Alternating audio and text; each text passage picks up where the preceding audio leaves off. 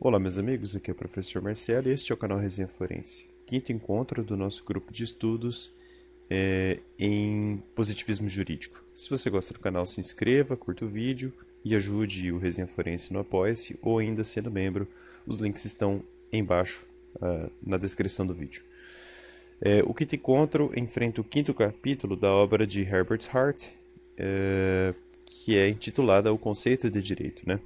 O quinto capítulo é chamado O Direito como União de Regras Primárias e Secundárias. É um trecho importante da obra de Hart que mostra qual é a concepção dele da regra primária e também da regra secundária. Algo muito importante para entender a linha de raciocínio trilhada pelo autor agora estudado. Eu confesso que aqui eu trouxe algumas críticas a essa veia positivista de Hart. Isso vai ficar mais explícito no decorrer da análise, tá? Vamos lá então. Hart parece estar convencido que aqueles três primeiros, ou melhor, três últimos capítulos que a gente enfrentou, né? Os capítulos 2, 3 e 4, que seriam os vídeos 2, 3 e 4 dessa playlist, foram capazes de demonstrar que o direito não se reduz àquele modelo simples, entre aspas, porque é a palavra que ele próprio utiliza, né? De ordens coercitivas de alguém soberano, né? Aquela crítica que ele faz ao Austin.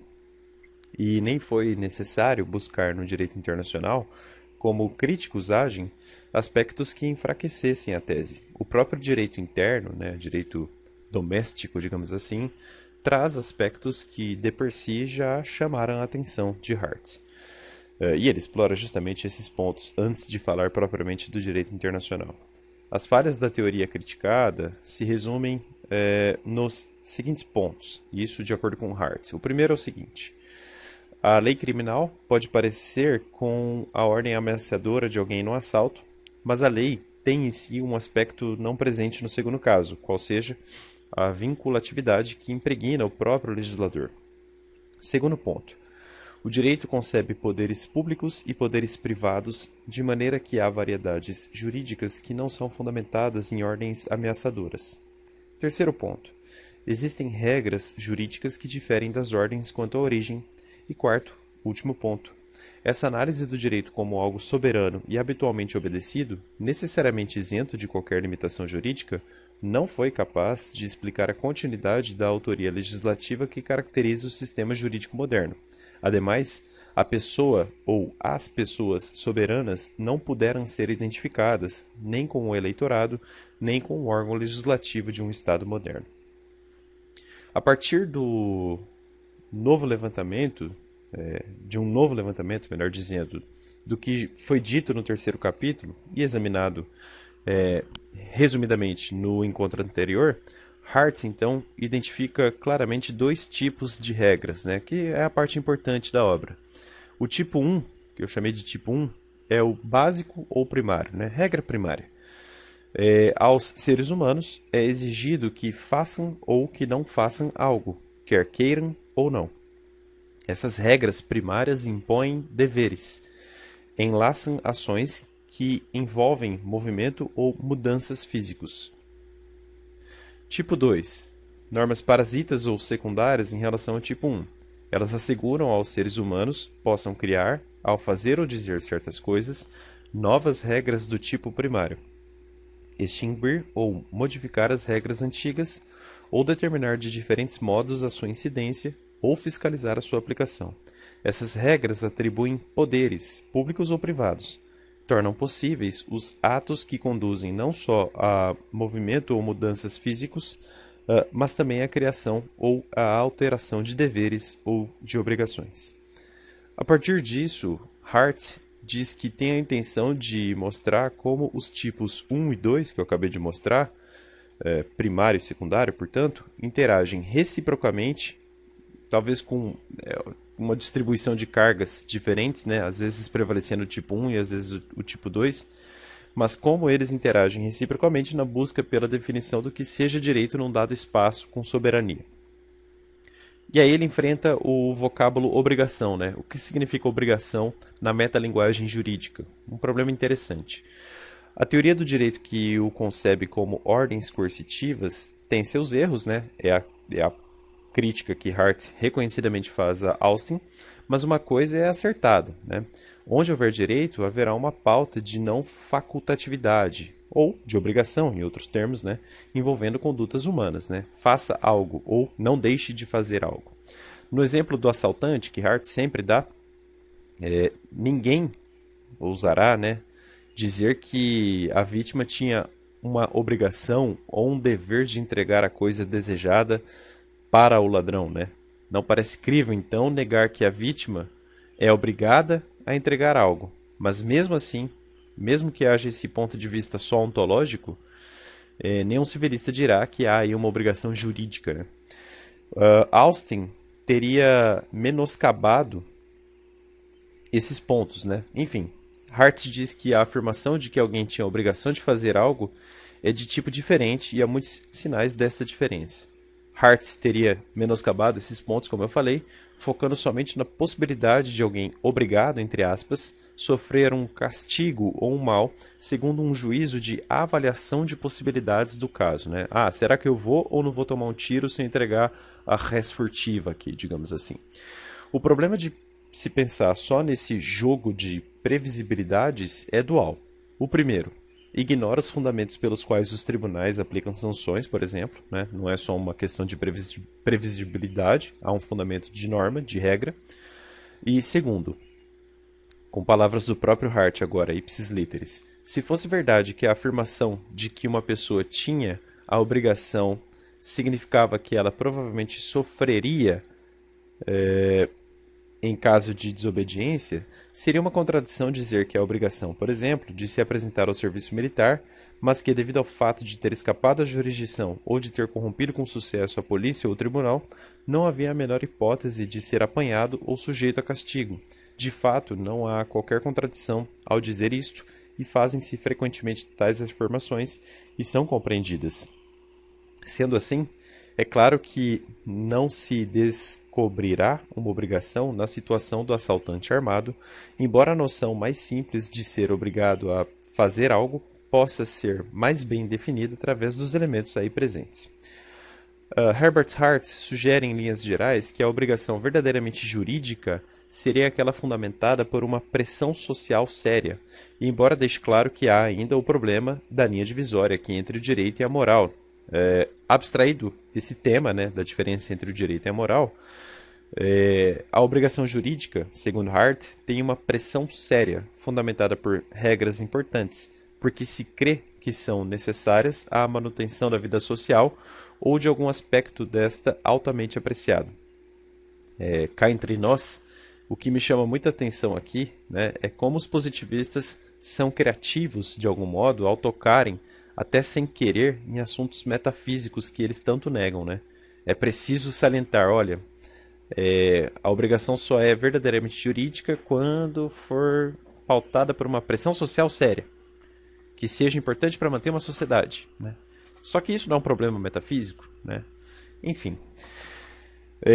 E mesmo assim, há um volver positivista aqui na conclusão da ideia.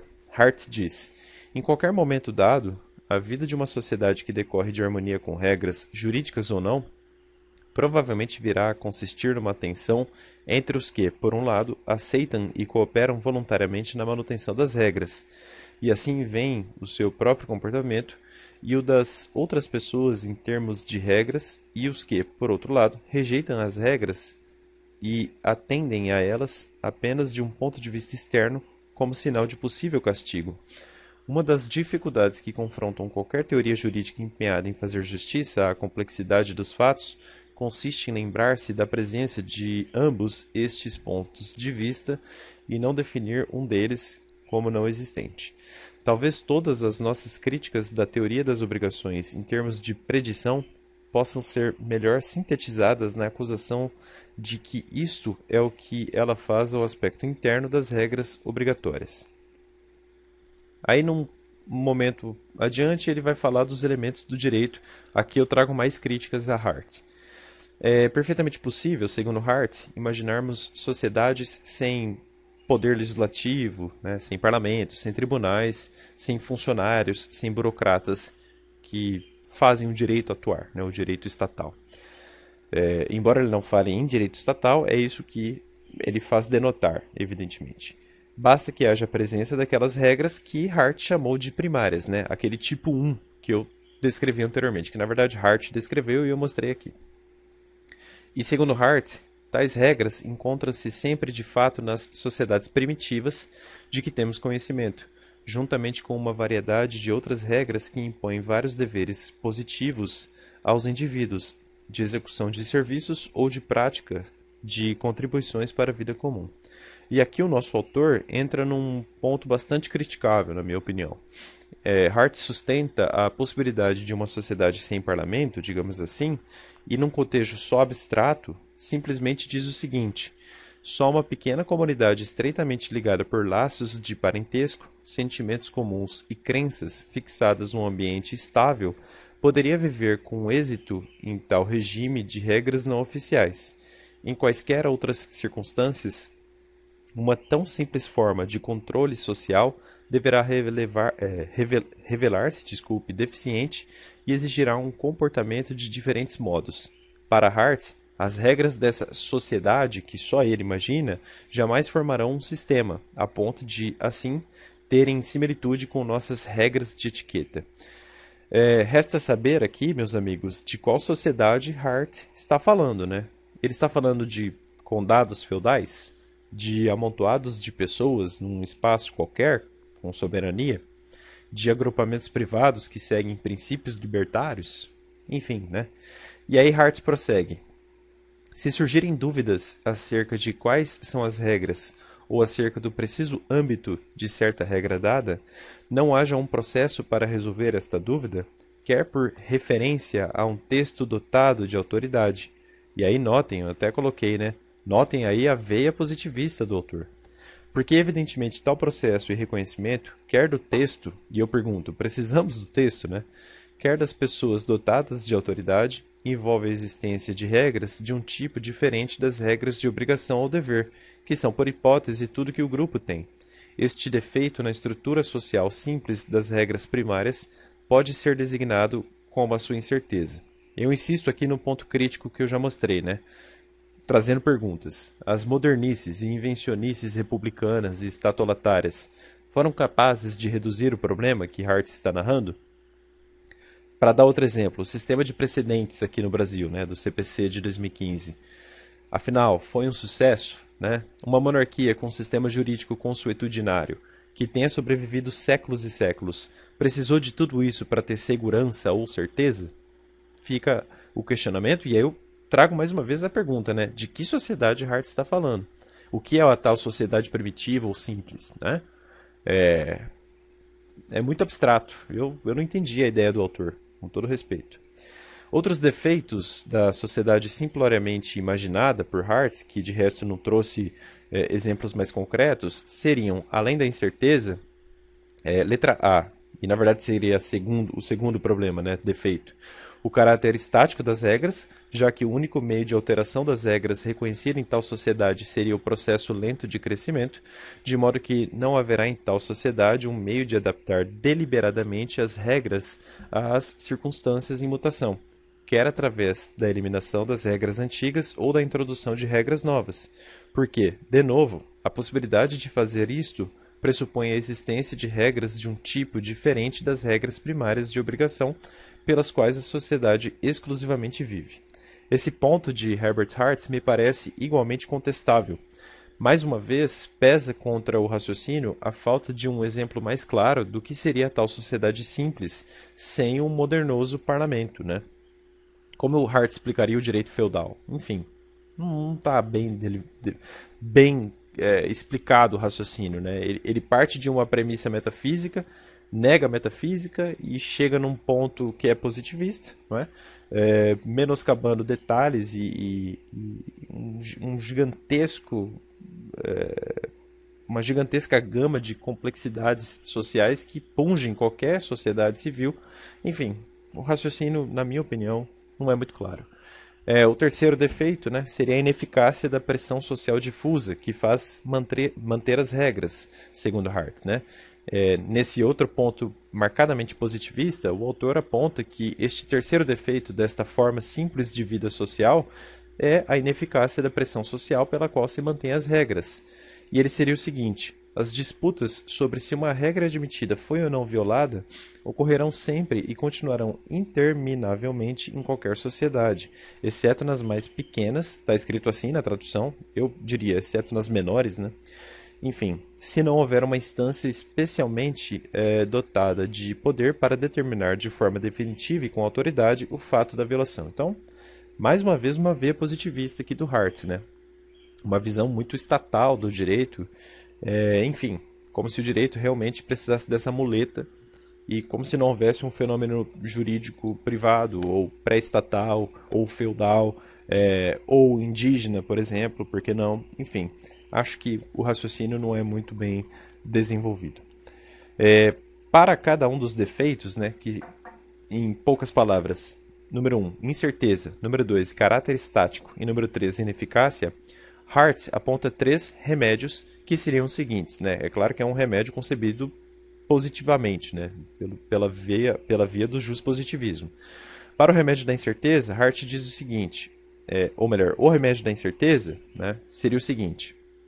Hart diz, é a introdução daquilo que chamaremos uma regra de conhecimento, a qual especificará algum aspecto ou aspectos cuja existência uma dada regra é tomada como uma indicação afirmativa e concludente de que é uma regra do grupo que deve ser apoiada pela pressão social que ele exerce. Segundo remédio para o segundo defeito, né? Remédio para a qualidade estática das regras primárias. Segundo Hart, consiste na introdução do que chamaremos regras de alteração. A forma mais simples de tal regra é a que confere poder a um indivíduo ou a um corpo de indivíduos para introduzir novas regras primárias para a conduta da vida do grupo, ou de certa classe dentro dele, e para eliminar as regras antigas. E, por fim, terceiro remédio, né, o remédio para a ineficácia da pressão social difusa, Hart diz, consiste em regras secundárias que dão o poder aos indivíduos para proferir determinações dotadas de autoridade respeitantes à questão sobre se, numa ocasião concreta, foi violada uma regra primária. Talvez aí, por exemplo, uma regra de competência, né, que atribua um pedaço da jurisdição, digamos assim, a um juiz. Claro, grosso modo falando. A forma mínima de julgamento consiste numa série de determinações e designaremos as regras secundárias que atribuem o poder de as proferir como regras de julgamento. Por isso que o exemplo da competência cai bem aqui, né? Além de identificar os indivíduos que devem julgar, tais regras definirão também o processo a seguir. Tal como as outras regras secundárias, estas acham-se num nível diferente das regras primárias.